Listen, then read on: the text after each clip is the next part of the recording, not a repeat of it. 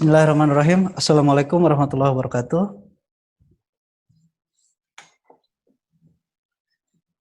Waalaikumsalam warahmatullahi wabarakatuh. Ya, selamat siang bagi teman-teman semua. Jadi kali ini kita masuk pada pertemuan ke-10 kuliah hidrodinamika.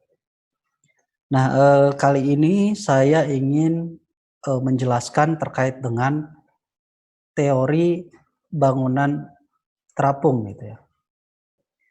Oke. Teori bangunan terapung atau theory of floating structure. Jadi tentu kita semua sudah familiar, bahkan kita sendiri pun kalau berenang itu menjadi bangunan terapung gitu ya. Nah, kalau kita pada kondisi sedang berenang. Nah, langsung saja jadi untuk memahami bangunan terapung itu, suatu bangunan ataupun benda yang terapung pasti akan mengalami 6 derajat kebebasan. Gerakannya itu akan mengalami 6 derajat kebebasan. Mulai dari terbagi menjadi 3 gerakan translasi dan 3 gerakan rotasi. Translasi itu apa? Translasi itu gerak yang sejajar dengan sumbu. Jadi sumbu X, sumbu Z, maupun sumbu Y. Ada 3 gerakan rotasi, yaitu gerakan rotasi ya, berputar gitu ya. Yaitu pada sumbu X yaitu rotasi 4, 5, 6 ini adalah gerakan rotasi. Yang keempat adalah rotasi terhadap sumbu Z. Lalu 5 rotasi terhadap sumbu Y, dinamakan pitch ya. Ini kalau gerakan tadi ya translasi ada heave, 1 heave naik turun. Jadi kalau kita berada di suatu bangunan terapung, kita berada di bagan misalnya, atau kalau di mana yang ada bangunan terapungnya kayak di Bansring misalnya atau di Sendang Biru itu, nah kita pasti akan mengalami di laut itu gerakan naik turun gitu ya. Naik turun itu namanya heave. Naik turun gitu, kayak orang main trampolin gitu ya. Tapi ya nggak se ekstrim trampolin. Nanti naik turun. Yang kedua ada gerakan sway. Sway itu gerakan translasi ke samping gitu ya. Nah, mungkin ini nggak terlalu terasa ya kalau di bangunan terapung yang diam. Tapi kalau yang bergerak akan terasa juga ini. Lalu ada surge. Surge ini yang ketiga ini gerakan ke depan dan ke belakang. Nah, itu juga tidak terlalu terasa itu ya. Kalau di benda terapung yang diam. Lalu ada gerakan rotasi 4 yaw. Yaw gerakan gini ya. Kalau kita berdiri itu gerakannya begini. Itu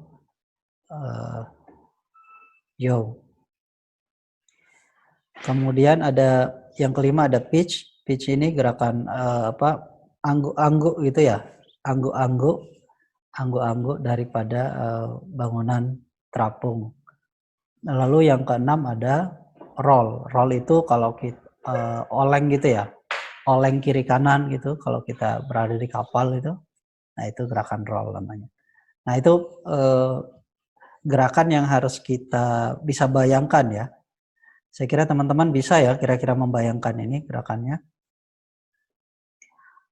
Nah, berikutnya adalah, ini adalah pertanyaan yang mungkin bagi yang awam terkait dengan perkapalan, nanti suatu saat kalian ditanya misalnya, kenapa kapal yang begitu besar, begitu berat, dan satuannya dalam ton, kemudian bisa terapung gitu. Lalu sebaliknya kenapa kemudian jarum yang ukurannya kecil, kemudian ringan, dan satuannya dalam hitungan gram, tapi bisa tenggelam. Itu Nah, kalau kita menjumpai pertanyaan itu, nah sebelum mungkin kita akan bingung sebelum mempelajari, sebelum belajar teori bangunan apung. Nah, tapi kalau setelah belajar ini, kalian tentu sudah harus bisa menjawab pertanyaan itu. Nah, untuk menjawab itu, kita ikuti materi selanjutnya. Nah, kenapa fenomena itu bisa terjadi? Pertama, kita tentu harus yang fundamental atau yang materi dasar daripada teori bangunan terapung itu adalah hukum Archimedes. Jadi Archimedes ini menemukan hukum dari kejadian ketika dia di bathtub itu ya, di kamar mandi yang ada tampungan airnya untuk mandi itu. Jadi ketika dia masuk, ada air yang tumpah gitu ya ceritanya. Ada air yang tumpah. Nah, dia penasaran berapa sih berat air yang tumpah ini. Ternyata setelah diukur berat air yang tumpah, karena ketika dia masuk itu posisi airnya penuh gitu ya, penuh. Lalu dia ukur, ternyata berat air yang tumpah itu sama persis dengan berat badannya dia. Nah, itu hukum Archimedes itu. Jadi berat benda yang dicelupkan ke dalam air ini, kita lihat di gambar A, benda ini, sebuah kubus ini ketika ditimbang di udara beratnya 20 Newton. Benar ya? Berat sama massa kan beda ya. Kalau massa itu satuannya apa? Kilogram. Kilogram. Kalau berat satuannya? Newton. Newton. Ya berarti udah benar berarti ya. Berarti kita saja yang mungkin pemakaian istilahnya yang sehari-hari yang kurang pas tapi sudah berlaku umum gitu. Namanya berat badanmu berapa, harusnya sekian Newton kan ya. Tapi kita menjawab sekian kilogram kan. Tapi itu sudah berlaku umum. Tapi kita harus pahami itu bahwa setiap kita kalau menghitung namanya berat itu adalah Newton. Nah, ketika ditimbang di udara, kubus ini memiliki berat 20 Newton. Nah, lalu kubus ini kemudian dimasukkan ke dalam air dan lalu ditimbang gitu ya. Timbang. Ternyata ketika kubus itu menyentuh air, lalu si orang yang melakukan percobaan ini kemudian menampung airnya, awalnya itu penuh gitu ya, penuh. Kemudian ketika dimasuki kubus, kemudian sebagian airnya tumpah gitu ya. Lalu diukur beratnya, ternyata di timbangannya menunjukkan angka 14 Newton. Berarti berapa yang hilang? Ada 6 Newton yang hilang. Ya, 6 Newton yang hilang. Hilangnya kemana? Di sini, di gelas itu, gelas tampungannya. Nah, tadinya hanya dilepas sebagian gitu ya. Lalu di gambar C itu kemudian dilepas secara keseluruhan. Ternyata setelah dilepas secara keseluruhan, di timbangan menunjukkan angka 10 Newton. Berarti sudah berkurang 10 Newton. Nah, kemana 10 Newton? Ya tentu saja ada di tampungan, di air di dalam tampungan ini. Sehingga rumusnya kemudian menjadi gravity force of fluid atau berat dari air yang dipindahkan adalah sebesar rho air, itu massa jenis air, dikalikan dengan percepatan gravitasi, lalu dikalikan dengan volume dari air yang berpindah itu. Tuh ketemu. gravity force ya. Sampai sini paham ya? Masih sangat mudah karena ini hanya mengulang saja materi mungkin pernah dapat di SMA ya. Hanya mungkin ilustrasinya mungkin yang kita perlu elaborasi dan kita supaya mudah dalam memahami ini. Jadi kebayanglah ya kalau misalnya kita bingung misalnya volume badan saya itu berapa sih misalnya volumenya, atau kita ingin tahu tuh volumenya, ya masuk saja ke dalam bak mandi, lalu air tumpahannya ditampung, kemudian ditampung dalam sebuah kotak yang bisa kita ukur panjang, lebar dan tinggi sisinya. Nah, dari panjang, lebar, tinggi sisi itu kemudian kita bisa dapat volume, lalu volume dari badan kita bisa kita hitung. Lalu juga berat badan kita juga bisa kita hitung dari situ. Tinggal dikalikan massa jenis air, kemudian percepatan gravitasi. Oke, selanjutnya kita perdalam lagi. Jadi di udara sebuah balok ini juga ditimbang, masanya ada 4.000 kg. 4.000 kg dengan volume 1, berarti ukuran benda ini panjang kali lebar kali tingginya hanya 1:1. Jadi 1 semua gitu ya. Panjang kali lebar kali tingginya sehingga menghasilkan volume 1 meter kubik. Lalu balok ini ataupun kubus ini dimasukkan ke dalam air, masanya itu tetap sebetulnya. Massa benda ini kan nggak berubah walaupun dia di udara, sebetulnya walaupun dia berada di air. Dia tetap benda yang sama gitu, tidak berubah massanya. Tetapi pada alat timbangannya itu menunjukkan tinggal 3.000. Ada hilang 1.000. Kemana hilangnya 1.000? Nah, hilangnya itu disebabkan oleh air tadi atau fluida cair itu. Nah, seolah-olah atau air ini mendorong kita ke arah yang berlawanan sebesar 1.000.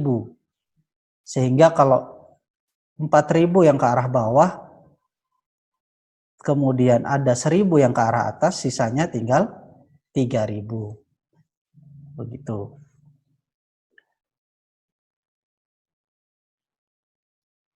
Oke, paham sampai sini? Saya kok nggak mendengar suaranya, paham? Sementara paham, Pak. Nah, paham. Oke. Berarti kita bisa lanjutkan. Nah, kita lanjutkan lagi. Tadi, fenomena tadi. Nah, ini pembahasannya. Ketika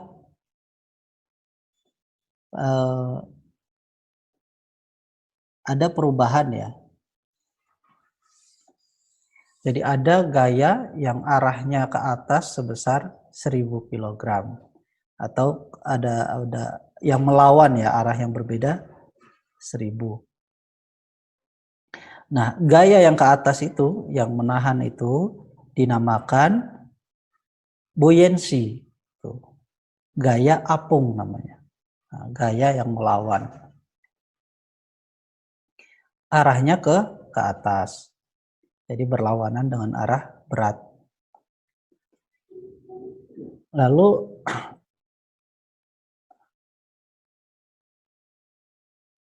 nah, di mana letak titik buoyancy-nya? Titik buoyancy-nya adalah pada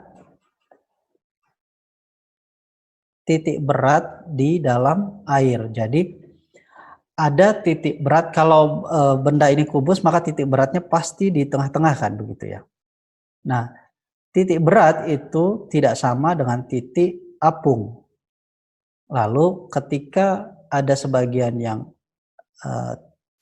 tenggelam, maka titik apungnya ada di bagian yang tengah-tengah dari bagian yang tenggelam itu titik apungnya.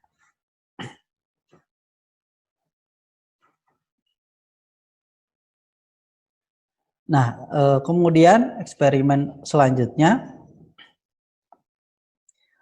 ada sebuah kubus yang berbahan baja dengan panjang sisi-sisinya adalah 1 meter. Nah, kubus ini kemudian dilepaskan ke dalam air. Massa jenis air atau massa jenis kubus adalah kubus baja ini 7.850 kg per meter kubik. Lalu massa jenis air 1.000 kg per meter kubik. Percepatan gravitasinya adalah 9,81 meter per detik pangkat 2. Jadi apa yang terjadi ketika kubus ini dilepaskan ke dalam air? Ada yang bisa menerka apa yang terjadi? Jawabannya, apakah dia tenggelam, mengambang? Mengambang, Pak. Mengambang ini ya. Padahal besi yang sangat berat, kita lihat massa jenisnya jauh sekali. 7.000 berbanding 1.000. Nah kalau kubus besi Tenggelam, Pak, maksudnya, Pak. tenggelam gitu ya. Yang benar adalah kubus ini kemudian akan masuk terus ke dalam air sampai ke dasar daripada perairan itu. Kenapa kemudian kubus ini terus sampai tenggelam? Karena ada perbedaan densitas ya, massa jenis yang sangat jauh itu selisihnya beda. Nah, itu adalah jawaban versi pertama. Nah, jawaban ini baru akan tepat kalau benda itu berupa padat gitu ya. Nah, ketika kita ditanya kenapa bisa tenggelam, kenapa kapal yang tadi itu, dari sini kalian sudah bisa mereka-reka kan jawabannya. Kenapa kapal yang begitu besar, berat, bisa terapung, kemudian jarum yang tadi kecil, ringan itu bisa tenggelam. Nah, faktor pertama apa? Yang saat menentukan di sini adalah bentuk gitu. Bentuknya. Nah, kalau bentuknya padat lalu di satu sisi ada selisih massa jenis yang sangat besar.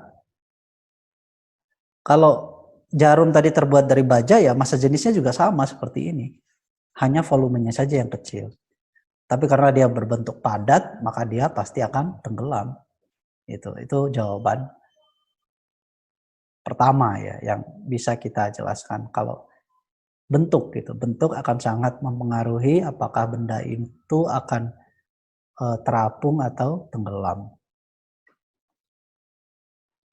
Lalu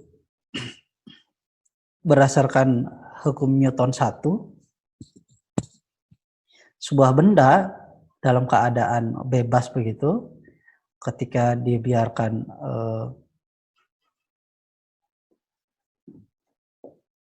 ketika didorong gitu, dia akan terus bergerak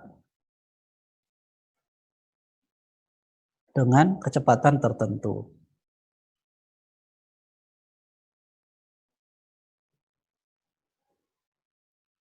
Jadi sigma gaya sama dengan 0.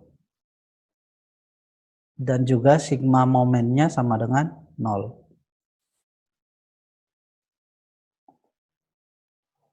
Lalu apa kaitannya dengan kubus tadi? Nah, di situ ada fenomena hukum Newton 1 yang terjadi. Lalu apa gaya-gaya yang bekerja pada kubus tadi? Nah, yang pertama adalah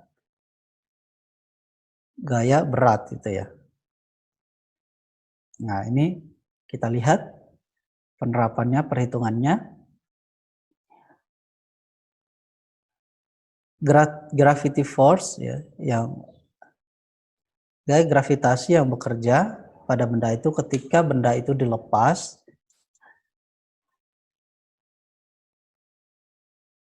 volume. Nah, ini gayanya adalah tadi rho kali G kali V. Rho itu adalah massa jenis, yaitu massa jenis kubus baja tadi. Kemudian kali G gravitasi, lalu dikalikan dengan V itu volumenya. Nah, dikasih tanda minus karena arahnya ke bawah tuh ya. Jadi itu kesepakatan umum ya, kalau gaya yang bekerja arahnya ke bawah itu minus, yang ke atas itu plus gitu ya. Nah, besar sekali nilainya, ada 77.008,5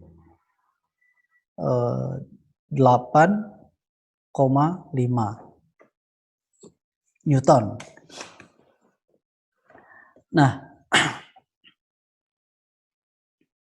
lalu gaya ini, gaya yang ke bawah tadi karena berat benda tadi dilawan oleh air gitu ya, dilawan oleh air. Apakah dia bisa itu mengalahkan yang arahnya ke bawah? Kita lihat hitungannya. Jadi 1000 atau 1 meter kubik dikali 1000 dikalikan dengan gravitasi. Jadi 1000 ini adalah massa jenis air. Ternyata hasilnya hanya 9.810. Nah, arahnya ke atas, dia positif, sehingga kalau kita jumlahkan resultannya adalah minus 67.000. Minus berarti tandanya benda itu akan, atau kubus tadi akan terus ke bawah sampai ke dasar. Oke, paham sampai situ? Nah, sekarang kita masuk pada percobaan kedua. Kubus tadi, kubus baja tadi kemudian ditarik gitu ya, ditarik ke samping, ke atas bawah gitu ya, ditarik. Sehingga karena ditarik, maka bayangkan ini kubus ini adalah karet gitu ya, karet. Atau mainan anak-anak itu plastisin itu, bayangkan kita tarik tarik atas bawah, kiri kanan, sehingga di dalamnya ada rongga, cavity, ada cavity inside, ada rongga di dalamnya. Ditarik yang awalnya panjang sisinya itu 1 meter, sekarang menjadi 2 meter panjang sisi-sisinya. Sehingga di dalamnya ada rongga, volume luar daripada, atau volumenya itu menjadi 8 meter kubik. Sedangkan volume di dalam itu ada 7, volume rongganya itu ada 7 meter kubik. Nah, sehingga dari sini kita bisa tahu berapa panjang sisi di dalam rongganya itu, yaitu 1,913. Nah, sekarang kita mau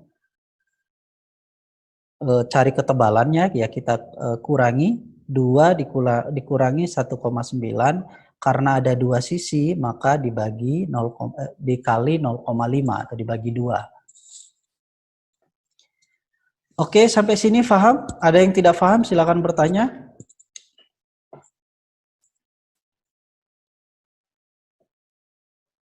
Halo? Tidak ada respon?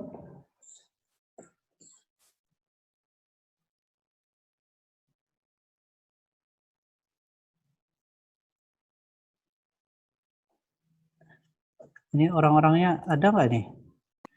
Ada Bapak. Sampai sini ada yang dibingungkan atau ditanyakan?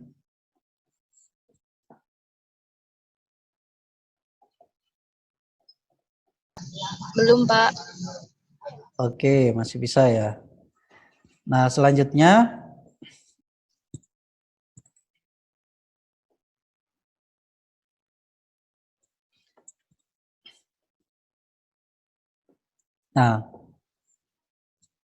apa yang terjadi? Apakah dia akan setelah dirubah itu, apakah dia akan tetap tenggelam? Nah, kita buktikan dengan hitungan matematikanya. Pertama, kita sudah tahu bahwa beratnya adalah 77.008,5 Newton. Lalu, nah sekarang yang berubah apa? Yang berubah adalah gaya ke atasnya itu, gaya yang melawan itu akibat adanya air itu. Dimana tadi dia sudah berubah. Jadi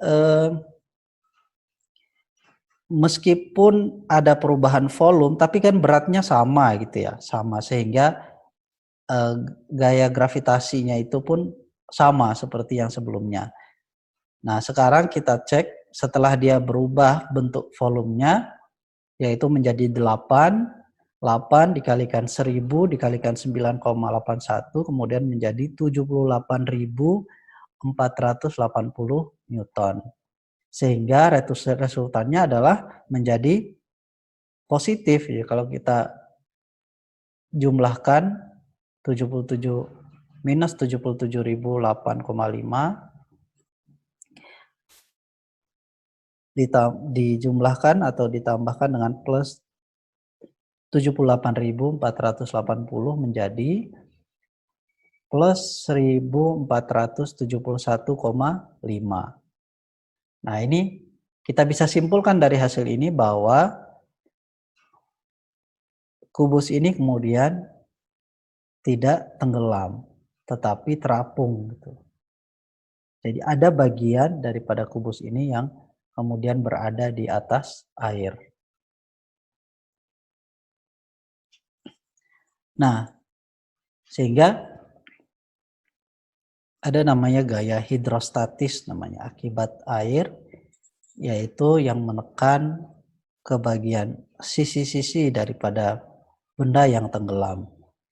Rumusnya adalah Rho kali G kali volume bagian yang tercelup. Ini namanya displacement. Rho dikali G dikalikan dengan volume yang tercelup. Berarti volume yang tercelup adalah panjangnya B dikali A, lebarnya A, kemudian tingginya adalah T. Itu adalah volumenya. Jadi itu topik atau materi tentang teori bangunan terapung. Silahkan kalau ada yang bertanya. Demikian. Wassalamualaikum warahmatullahi wabarakatuh. Waalaikumsalam warahmatullahi wabarakatuh. Makasih Bapak. Oke, ada yang bertanya? Waalaikumsalam. Ini bertanya Pak, saya. Ya, silahkan. Berarti yang membuat bangunan terapung itu kalau kapal tuh lambung kapalnya ya Pak ya? Ya, dari materi tadi kan kita bisa simpulkan bahwa bentuk itu menjadi faktor utama daripada sebuah benda itu apakah bisa mengapung atau tidak. Ya, bentuk salah satunya kalau kapal adalah bentuk lambung. Meskipun tidak bentuk lambung seperti kapal, kalau dia di dalamnya ada rongga seperti tadi ada kubus atau balok yang di dalamnya ada rongga. Kemudian setelah kita benda itu kemudian dijatuhkan ke dalam air, Nah, itu bisa saja terapung gitu. Nah, makanya kemudian dihitung apakah dia ini akan terapung atau tidak. Jadi makanya ketika kita mendesain sebuah misalnya keramba jaring apung misalnya, maka kita bisa hitung sebelum keramba ini diterjunkan ke dalam air, kita sudah bisa tahu apakah dia bisa terapung, seberapa dia terapungnya, yang timbul atau muncul di atas air berapa. Nah, tentu kita perlu bahan-bahannya, misalnya kita perlu tahu massa jenis daripada benda yang kita buat alat ini gitu. Massa jenisnya tahu, kemudian rho air tahu, kemudian volume dari benda yang mau kita celupkan tahu, udah nanti ketahuan berapa displacement-nya berapa, kemudian dia mengapung atau tenggelam, itu kita bisa tahu. Dan kita bisa atur seberapa dia tenggelam, seberapa dia terapung gitu. Apakah dia bisa melayang di air gitu ya. Di dalam air itu bisa kita atur. Ya dengan cara tadi mengatur besar rongga di dalam misalnya sebuah bola gitu, besar rongga di dalam itu akan menentukan seberapa dia terapung. Itu ya jawabannya. Jadi bentuk lambung itu, kalau di kapal bentuk lambung itu terkait dengan kecepatan gitu ya. Terkait dengan kecepatan. Apakah dia lancip atau gemuk atau kurus ya. Semakin kurus bentuk lambungnya, semakin cepat. Itu makanya bentuk lambung kapal cepat dengan kapal-kapal yang lambat itu berbeda bentuknya. Nah, itu nanti hubungannya sama kecepatan. Kalau gaya apungnya itu ya karena semua pasti mengapung gitu. Ketika sebuah benda ada rongga di dalamnya, ada udara, walaupun dia terbuat dari baja pasti ngapung gitu ya. Oke, itu. Terima kasih, Pak. Ya. Mungkin ada yang lain? Izin bertanya, Bapak. Iya, silakan. Perkenalkan diri ya, siapa nih? Oke. Perkenalkan, nama saya Pramirus Siregar. Pertanyaan saya sama Bapak, apakah luas permukaan dari sebuah benda, misalnya katakanlah seperti kapal, juga ember dan lain sebagainya, itu akan mempengaruhi gaya tenggelam atau gaya apung pada benda tersebut? Oke. Ya, jadi sangat berpengaruh itu ya. Luas permukaan daripada benda itu sangat berpengaruh. Semakin luas, maka dia akan semakin besar gaya apungnya. Kenapa? Karena tadi volume itu berpengaruh pertama. Volume berpengaruh. Nah, volume itu bergantung juga pada luasan. Nah, misalnya luasan dikali volume itu luasan dikali tinggi itu kan volume ya. Nah, semakin luas maka semakin tinggi nilai volumenya. Coba kita bayangkan misalnya buah tadi itu ya, ketika misalnya papan gitu ya, papan ya semakin ditambah gitu, semakin luas, misalnya dua papan gitu disatukan, terus tambah lagi jadi 3, 4 dan seterusnya. Nah, tentu dia akan makin kuat dia ya, kita bisa analogikan begini. Kalau kita duduk di papan yang hanya satu misalnya di air, dengan kita kemudian papan itu disambung walaupun dengan ketebalan yang sama, disambung, maka dia akan lebih kuat untuk menahan beban kita kan begitu ya. Nah, itu tandanya ketika dia lebih kuat menahan beban yang lebih berat, maka disitulah kita bisa tahu bahwa daya apung daripada papan-papan yang disambung ini lebih besar daripada papan yang hanya satu tadi. Nah, itu pada prakteknya begitu kan. Jadi tentu saja luasan itu akan sangat berpengaruh. Begitu. Baik, bisa dipahami ya? Baik Bapak, terima kasih. Oke. Jadi sudah kebayang ya. Nanti kalau diajarin bagaimana membuat keramba jaring apung misalnya, itu kan sudah ngerti kan ya. Filosofi atau rumpon gitu kan. Rumpon, Tahu. Pak. Ya. Tadi bagian yang terapungnya, pengapungnya itu kan bisa tahu nanti, bisa ngerti cara ngitungnya untuk bagian yang terapung, atau kita mau bikin rumah apung gitu, rumah apung untuk wisata misalnya. Nah, dari teori ini kita bisa pakai, kita bisa aplikasikan untuk mendesain kemudian menghitung apakah dia bisa terapung atau tidak gitu kan ya. Dengan bangunan di atasnya misalnya yang berat sekian dan lain sebagainya. Apakah kita bisa mendesain ponton ataupun tabung yang bagian dasar daripada bangunan itu kan dia akan berdiri di atas ini kan bangunan. Misalnya kita mau bikin rumah-rumahan di laut misalnya. Rumah apung misalnya.